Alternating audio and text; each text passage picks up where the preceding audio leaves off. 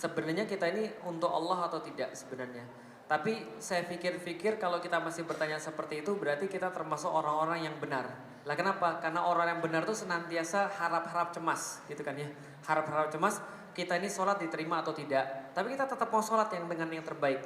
Karena kalau ada orang yang sudah nggak punya pertanyaan lagi, berarti dia sudah merasa suci. Merasa suci itu buruk. Merasa buruk itu bagus. Nah kenapa? Karena kita senantiasa mau memperbaiki diri.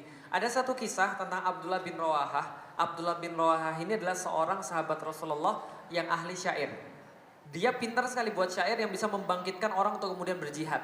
Makanya dia adalah seorang orang yang biasa memprovokasi pada sahabat untuk memprovokasi keimanan gitu ya. Sebelum pergi jihad. Itu kata-katanya mantap luar biasa. Jadi kapanpun para sahabat berjihad, itu selalu diprovokasi oleh Abdullah bin Rawahah, senantiasa disemangati oleh Abdullah bin Rawahah sebelum pergi jihad. Nah, ceritanya ketika perang Mu'tah, bukan Mut'ah ya, Mu'tah. Jadi ketika perang Mu'tah itu Rasulullah Shallallahu Alaihi Wasallam bersabda begini, nanti panglimanya adalah Zaid bin Harithah. Kalau Zaid bin Harithah wafat, maka gantikanlah dengan Ja'far bin Abu Thalib.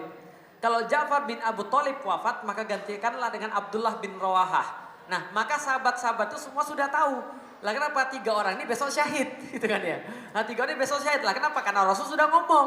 Lah kalau nanti Zaid gugur digantikan oleh Ja'far. Kalau Ja'far gugur digantikan oleh Abdullah bin Rawahah. Itu para sahabat Masya Allah berebut jadi pasukannya Zaid bin Harithah.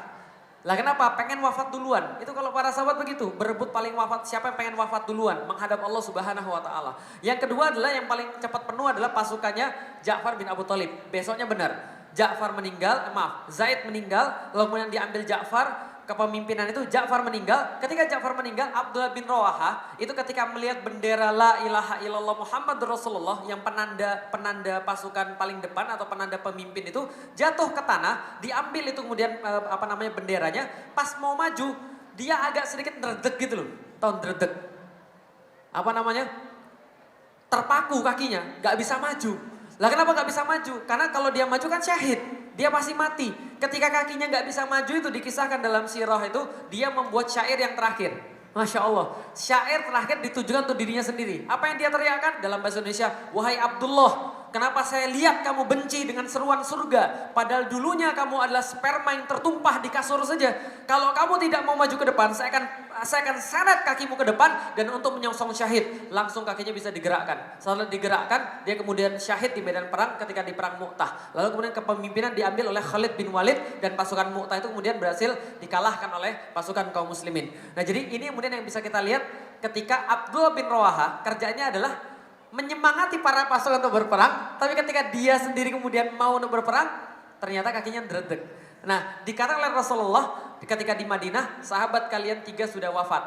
Yang Zaid bin Harithah Allah masukkan ke dalam surga. Yang Ja'far bin Abu Thalib 2 tangannya yang putus digantikan oleh Allah dengan sayap. Sehingga kalau antum lihat di Turki ada pedangnya judulnya Ja'far At-Tayyar. Jadi Ja'far yang seperti burung karena dia sudah punya sayap ketika di surga Allah. Nah jadi itu digantikan dengan sayap. Lalu kemudian Rasul bilang, sedangkan sahabat kalian yang ketiga, itu Rasul diem. Para sahabat bilang, ini ada yang gak enak nih kenapa Rasul diem ini. Lah kenapa teman kita yang satu itu? Rasul emang kenapa Abdullah? Rasul bilang, yang satu itu singgasananya miring dibandingkan dengan saudaranya yang lain. Lah gara-gara apa singgasananya miring? Gara-gara dia ragu untuk maju ke medan jihad. Lah kalau kita alhamdulillah masih punya singgasana daripada ngesot paham sekalian. Lah tapi setidaknya ini cuma jadi pemikiran pribadi kita. Nah, lalu bagaimana indikasinya kita itu lillah atau tidak? Oke, cek baik-baik. Sekarang saya mau kasih tahu. Jadi gini sekalian.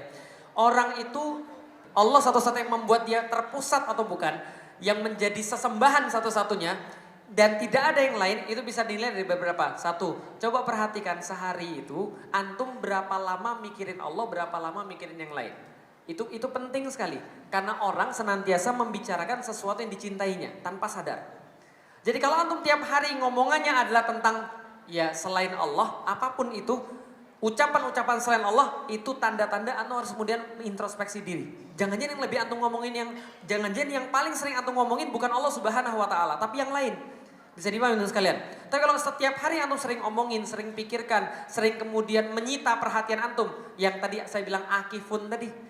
Ya, akifun itu artinya tersita di situ. Antum nggak bisa dipalingkan oleh yang lain.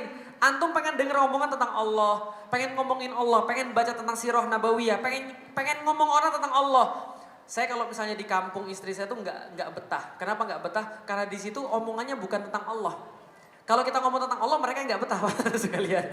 Tapi ya kira-kira itulah namanya dakwah. Tapi maksud saya gini, ada kecenderungan antum pada Allah atau bukan? Sering kali ngomongin Allah atau tidak? Gitu kan ya. Tapi kalau misalnya teriakan-teriakan yang lain, yang diomongkan bukan Allah, hati-hati. Hati-hati betul. Jangan-jangan bukan Allah yang di dalam kepala Anda. Yang kedua, lihat teman-teman antum. Lihat teman-teman antum. Yang teman-teman dekat itu orang-orang yang mengingatkan Allah atau bukan? Lah kalau ada temennya ternyata temennya ya yang gitu-gitu gitu kan ya.